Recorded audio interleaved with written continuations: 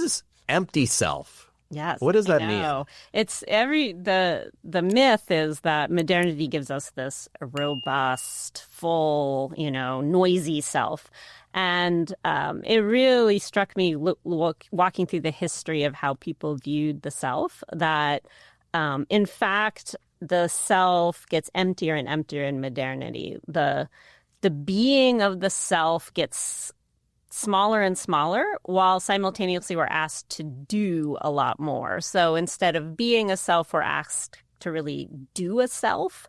But that makes our self just like wafer thin. And so the loss of a sense of God's plan for me kind of carves out empties out content, right? So now I don't have content. I don't have a story really that's I just have to be receptive to. So now I have to create a story if there's going to be intelligibility to my life, right? And then also the metaphysical basis of a self gets rejected because modernity rejects Aristotle. And so now we can't even have a metaphysical account of what the self is. And so in all of this, what becomes more and more important is how I think about or how I feel about myself.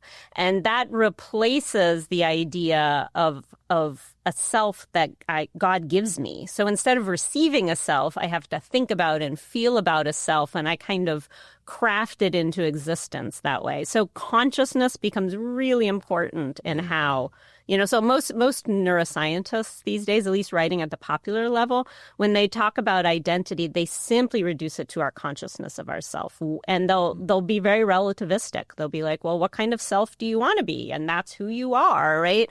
And that's assuming that a subject that doesn't exist is thinking or feeling about a self that doesn't exist, right? Like it's really incoherent.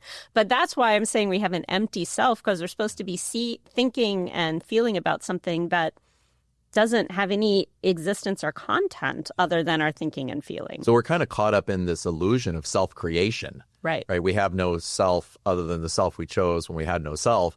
And this reminds me of Paradise Lost in Milton, where at one time Abdiel, one of the great angels, is arguing and fighting with Satan, who's the rebellious angel.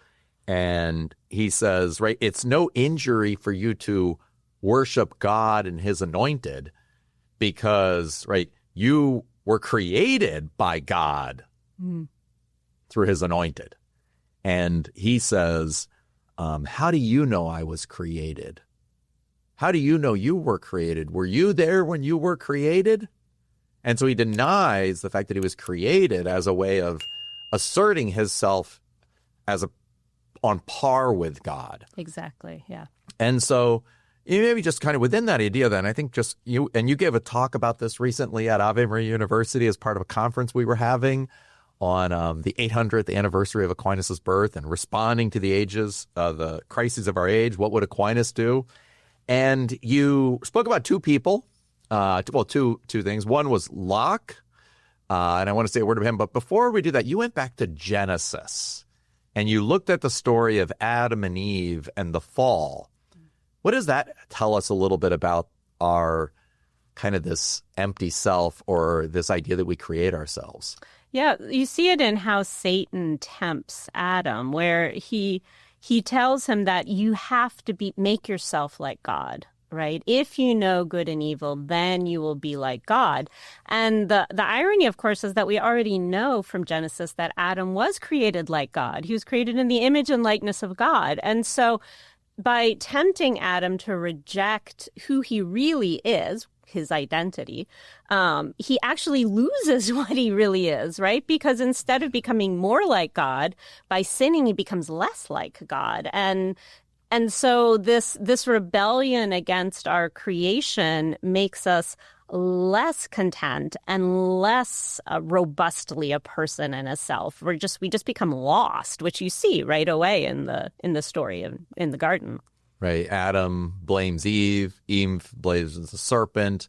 Ironically, the first act, which some people have said is the original sin, is they fail to take responsibility for their actions, which is, well, the loss of a self. Yeah, exactly. Instead of saying, I did it, it's Yep. just like, the woman you gave me, She did it. she made me do it, or Yeah. snake, the serpent, or Satan made me do it. And so this is a problem of the technological age. It's a problem of the screen age. It's a problem of, modernity, but it's also a problem that the Bible says is just at the heart of being human. Thank you so much for watching. If you enjoyed today's episode, please hit the like button and subscribe to the Catholic Theology Show. Thanks, and God bless.